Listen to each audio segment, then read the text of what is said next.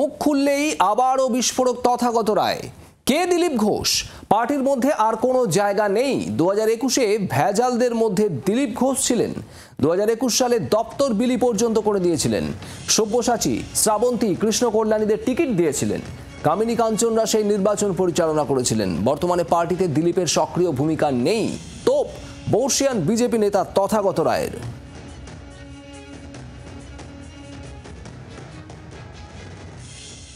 কে দিলীপ ঘোষ? পার্টির মধ্যে আমি যতদূর জানি আর কি, আমি পুরো খবর রাখি না, কিন্তু আমি যতদূর জানি সে আনুষ্ঠানিকভাবে পার্টি না ছেড়ে থাকতে পারে, কিন্তু পার্টির মধ্যে তার কোনো জায়গা নেই। কমলাক্ষ ভট্টাচার্য আমাদের প্রতিনিধি রয়েছেন আমাদের সঙ্গে। কমলাক্ষ, ঠিক কি বক্তব্য তথাগত রায়ের? তিনি বলছেন দিলীপ ঘোষের আর দলে কোনো জায়গা নেই।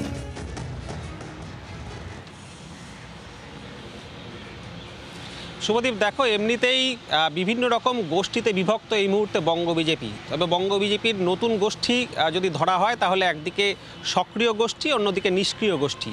এই নিষ্ক্রিয় গোষ্ঠীর মধ্যে কিন্তু এই দুজনই পড়ছেন। অন্তত বঙ্গ বিজেপির সক্রিয় নেতারা মনে করেন একদিকে দিলীপ ঘোষ, অন্যদিকে তথাগত রায়। দুজনেই কিন্তু কার্যত বর্ষিয়ান এবং দুজনেই এই মুহূর্তে পার্টিতে তুলনামূলকভাবে নিষ্ক্রিয়।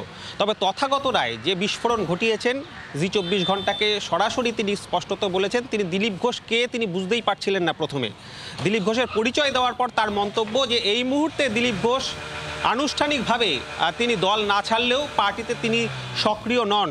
এবং 21-এর নির্বাচনে যে কামিনী কাঞ্চনরা, যে কথা আগেও বলেছিলেন তথাগত রায়, যে কামিনী কাঞ্চনরা দল পরিচালনা করেছিলেন, সেখানে সেই ভেজালদের মধ্যে দিলীপ ঘোষ ছিলেন।